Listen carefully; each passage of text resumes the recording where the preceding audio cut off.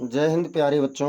मैं जितेंद्र कुमार पांडे आपका स्वागत करता हूं आपके अपने ही YouTube platform target with Jitendra पर। प्यारे बच्चों, इस समय हम लोगों का ट्रांसलेशन का सीरीज चल रहा है जिसमें हम लोग काफ़ी कुछ पढ़ चुके हैं।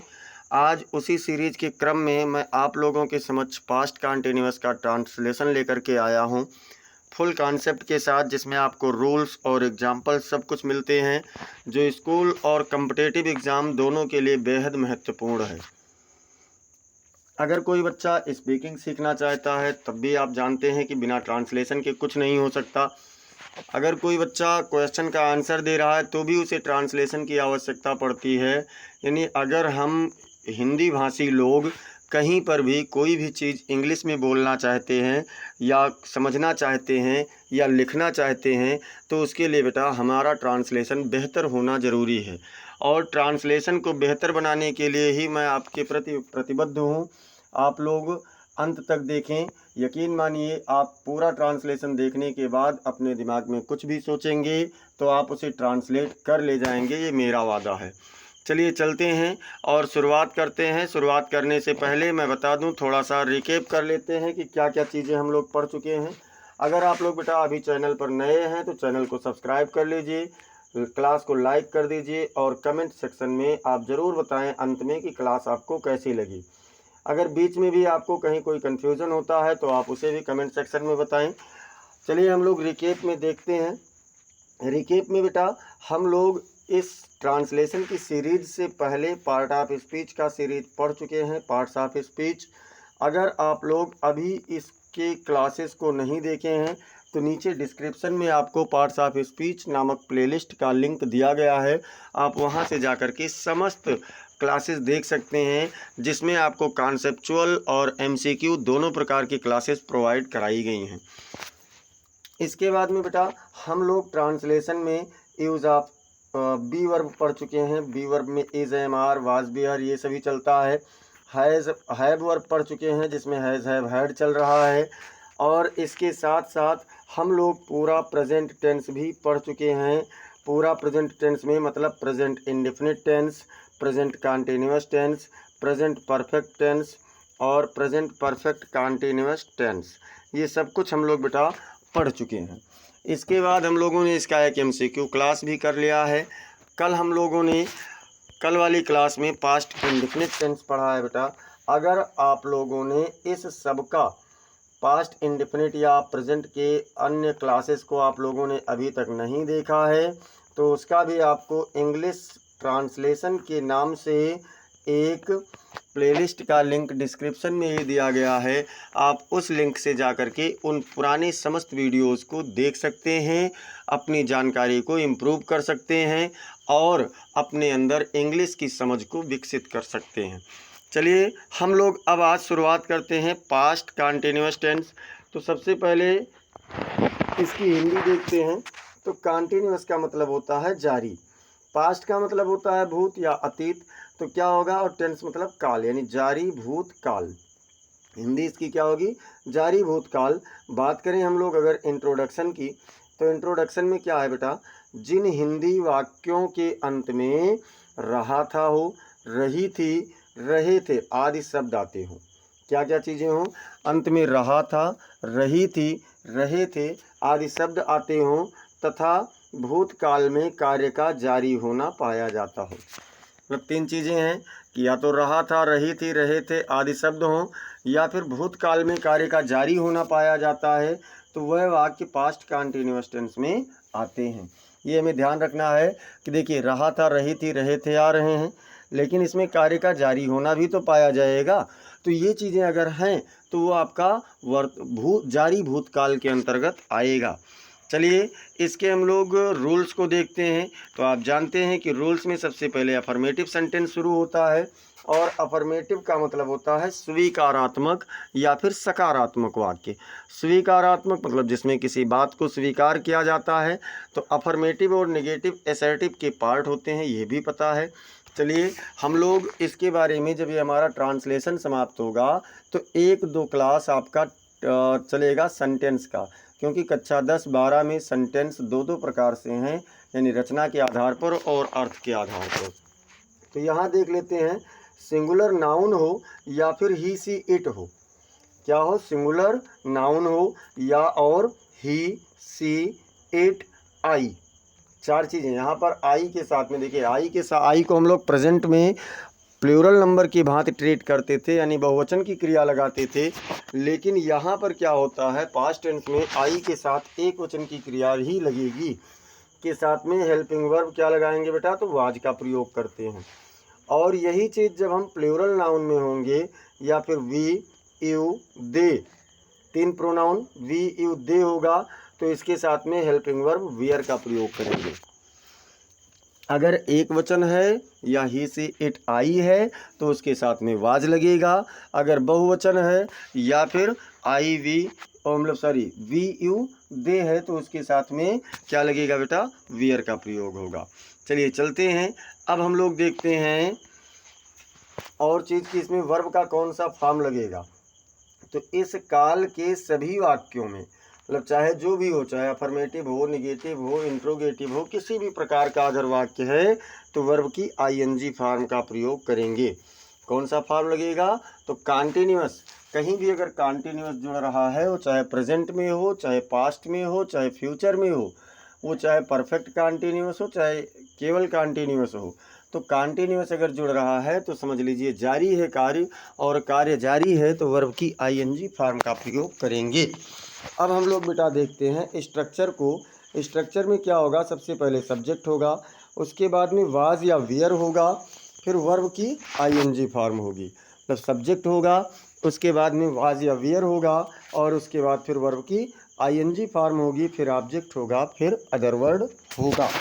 अब हम लोग देख लेते हैं कि जैसे ये चीज़ें तो हम लोगों ने देखा, अब इसके साथ में हम लोग कुछ इसके एग्जाम्पल्स को भी समझ लें। तो एग्जाम्पल्स में देखते हैं कि क्या क्या चीज़ें हैं एग्जाम्पल्स में बेटा। तो एग्जाम्पल्स में अगर आप लोग देखेंगे तो यहाँ देखिए, जैसे हमने कहा है कि मैं कल मैदान में पतंग उड़ा रहा था। एग्जाम्पल्स में वाक्य है कि मैं कल मैदान में पतंग उड़ा रहा था।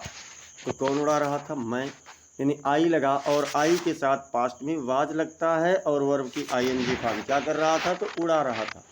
उड़ाने की अंग्रेजी क्या होती है, तो उड़ाने की अंग्रेजी होती है फ्लाई, और उसका आईएनजी फॉर्म हो गया फ्लाइंग। तो क्या हो गया, आई वाज फ्लाइंग, क्या उड़ा रहा था, तो पतंग यानी काइट। कहाँ पर, मैदान में, यानी इन द फील्ड। कब, तो कल, यानी एस्टरडे। तो इसका क्या बना, I was flying kite in the field yesterday. इसके बाद में है वह जंगल में शिकार कर रहे थे। तो कौन कर रहा था, तो वह, यानी सब्जेक्ट हमें मिल गया तो हमने लिखा दे।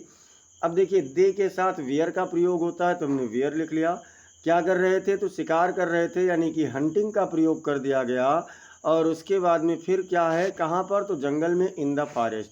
वह जंगल में शिकार कर रहे थे, यानी they were hunting in the forest. ये हमारा अफर्मेटिव रहा बेटा।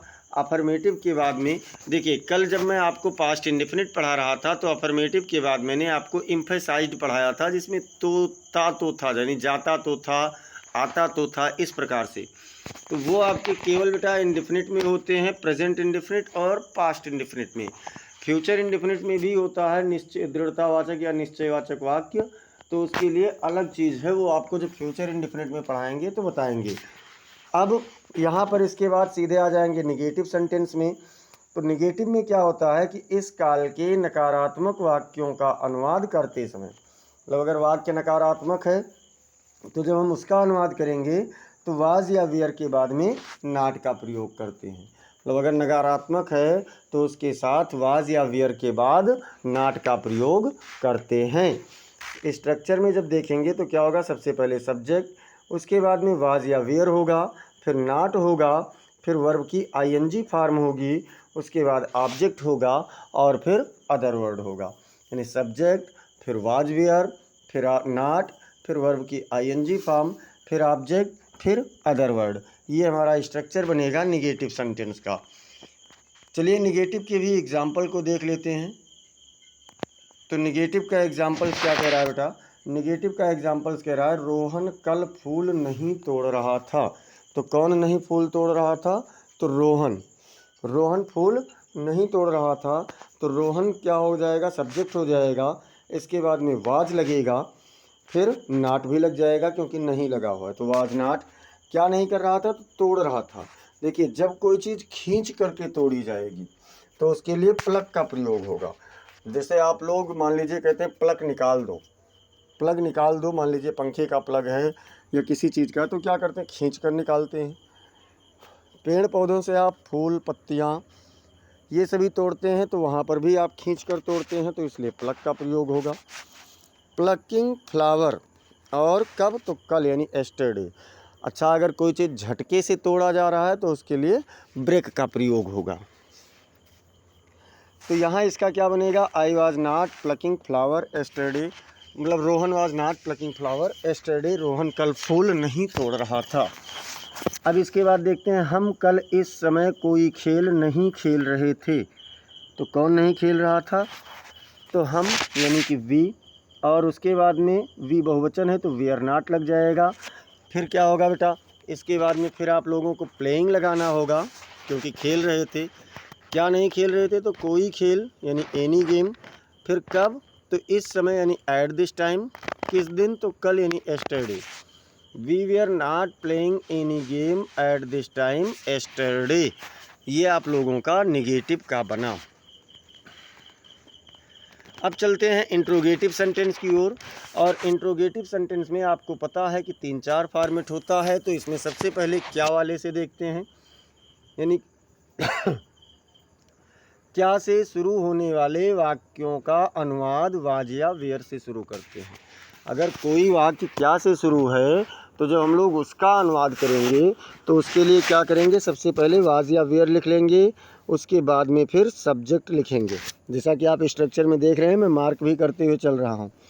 फिर वर्ब की आईएनजी फॉर्म लिखेंगे, उसके बाद में ऑब्जेक्ट लिखेंगे, और उसके बाद में अदर वर्ड लिखेंगे।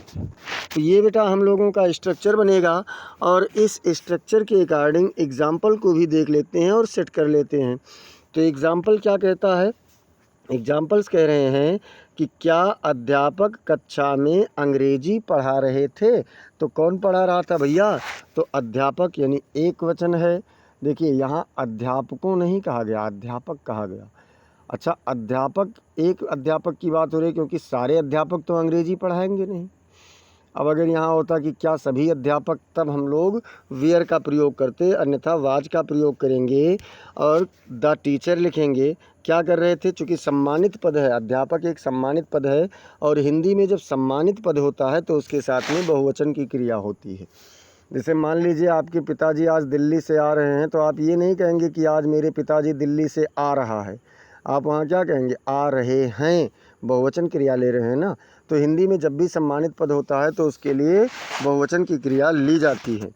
तो क्या हो गया बेटा, लेकिन हिंदी में, इंग्लिश में ऐसा नहीं है। इंग्लिश में एक वचन है तो एक वचन की क्रिया ही लगेगी। वाज द टीचर, अब क्या कर रहे थे, तो पढ़ा रहे थे, तो टीचिंग, क्या, तो इंग्लिश, कब, कहाँ पर, तो इन दिस क्लास। मतलब क्या अध्यापक कक्षा में अंग्रेजी पढ़ा रहे थे, तो was the teacher teaching English in the class. अब देखते हैं, क्या वह बच्चे कल नदी में स्नान कर रहे थे। तो कौन कर रहा था, तो वह बच्चे यानी बहुवचन है। तो क्या करेंगे, वियर का प्रयोग करेंगे। फिर क्या करेंगे बेटा, दोज चिल्ड्रेन लिख देंगे। क्यों, क्योंकि बच्चों की ओर संकेत किया जा रहा है। यहाँ पर अगर दे चिल्ड्रेन लिखेंगे तो गलत हो जाएगा, क्योंकि दे प्रोनाउन है और चिल्ड्रेन क्या है, नाउन है। और नाउन और प्रोनाउन एक साथ नहीं हो सकते, क्योंकि दोनों एक ही काम करते हैं। दोनों क्या कर रहे हैं, एक ही काम कर रहे हैं। एक ही काम मतलब कि जैसे नाउन जो है वो संज्ञा संज्ञा का काम, संज्ञा है तो सब्जेक्ट का काम करती है, ऑब्जेक्ट का काम करती है, या फिर कॉम्प्लीमेंट का काम करती है। उसी प्रकार से जो आपका सर्वनाम है बेटा, वो भी संज्ञा का कार्य करता है, मतलब सॉरी संज्ञा के स्थान पर प्रयोग होता है, और वो भी सब्जेक्ट ऑब्जेक्ट या फिर कॉम्प्लीमेंट का काम करता है। तो दोनों एक समान है, बस यही है कि जहाँ पर संज्ञा नहीं होता वहाँ पर सर्वनाम होता है, और जहाँ पर सर्वनाम नहीं होता वहाँ पर संज्ञा होता है। दोनों एक साथ नहीं होते, इसलिए यहाँ पर दे चिल्ड्रन नहीं होगा। तो दो चिल्ड्रन लिखेंगे। फिर क्या कर रहे थे, तो नहा रहे थे यानी बाथिंग। कहाँ पर, तो इन द रिवर यानी नदी में। कब, तो कल यानी yesterday. Were those children bathing in the river yesterday. .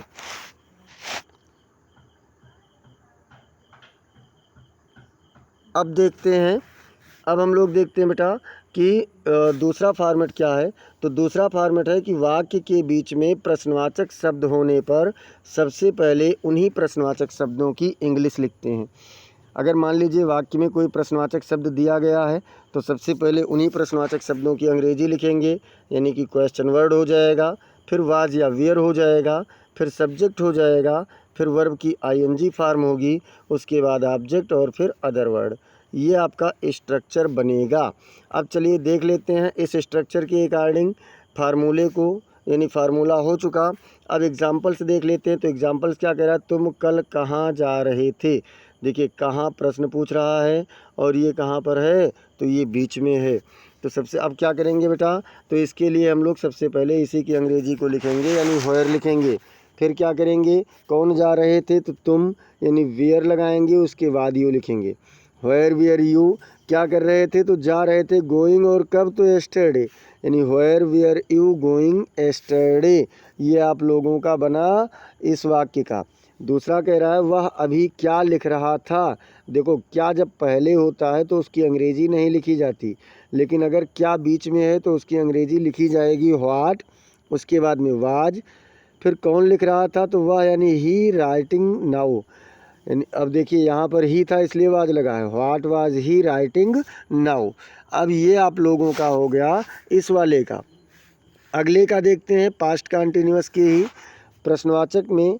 अगर मान लीजिए कोई वाक्य प्रश्नवाचक के साथ साथ नकारात्मक भी है तो नकारात्मक होने पर क्या करेंगे, सब्जेक्ट के बाद नॉट का प्रयोग करेंगे। यानी अगर इंट्रोगेटिव भी है और नेगेटिव भी है तो ऐसी स्थिति में हम लोग सब्जेक्ट के बाद में नॉट का प्रयोग कर देंगे। स्ट्रक्चर में देखते हैं, जैसे सबसे पहले क्वेश्चन वर्ड, उसके बाद में वाज या वेयर, फिर सब्जेक्ट लिखेंगे, फिर नॉट लिखेंगे, फिर वर्ब की आईएनजी फॉर्म लिखेंगे। मतलब क्वेश्चन वर्ड, फिर वाज या वेयर, फिर सब्जेक्ट, फिर उसके बाद नॉट, उसके बाद में वर्ब की आईएनजी फॉर्म, फिर ऑब्जेक्ट, फिर अदर वर्ड। ये हमारा स्ट्रक्चर रहा। अब हम लोग देखते हैं इसके एग्जाम्पल्स को। और इसका एग्जाम्पल क्या कह रहा है, तो एग्जाम्पल कहता है कि वह क्रिकेट क्यों नहीं खेल रहा था। देखिए क्यों भी है और नहीं भी है, दोनों है। तो क्यों की अंग्रेजी सबसे पहले लिखेंगे व्हाई, और उसके बाद में फिर कौन नहीं खेल रहा था, तो वह यानी कि ही होगा, और ही के अनुसार वाज लगेगा तो पहले वाज लिख करके तब ही लिखेंगे। तो व्हाई वाज ही, और नहीं के लिए नॉट लिखेंगे, why was he not playing, मतलब खेल रहा था, क्रिकेट मतलब cricket, why was he not playing cricket, वह क्रिकेट क्यों नहीं खेल रहा था। अगला है तुम उसकी मदद क्यों नहीं कर रहे थे, तो कौन नहीं कर रहा था, तो तुम, लेकिन उसके पहले क्यों भी आपका लगा हुआ है तो इसलिए व्हाई लिखेंगे। और यहाँ पर देखिए सब्जेक्ट यू है तो इसके अनुसार वेयर लिखेंगे, तब फिर यू लिखेंगे, व्हाई वेयर यू। अब नॉट लिख लेंगे, फिर हेल्पिंग लिख लेंगे, फिर हिम लिख लेंगे, why were you not helping him, तुम उसकी मदद क्यों नहीं कर रहे थे। अब देखते हैं, तो अब हम लोगों का आता है कौन वाले वाक्य। तो क्या कह रहा है कि वाक्य में कौन होने पर सबसे पहले हु लिखेंगे। क्या करेंगे, हु लिख करके वाज, मतलब हु के साथ में वही क्रिया लगेगी जो उस टेंस की अफर्मेटिव में एक वचनकर्ता के साथ लगती है। तो हु के साथ वाज लिखते हैं, फिर हम लोग वर्ब की सॉरी यहाँ थर्ड नहीं रहेगा, यहाँ पर बेटा आपका आईएनजी फॉर्म रहेगा। क्या रहेगा, आईएनजी फॉर्म रहेगा। देखिए स्ट्रक्चर में सही है और यहाँ पर मिस हो गया है। तो क्या करेंगे, सबसे पहले हु लिखेंगे, फिर वाज लिखेंगे, फिर वर्ब की आईएनजी फॉर्म, फिर ऑब्जेक्ट, फिर अदर वर्ड।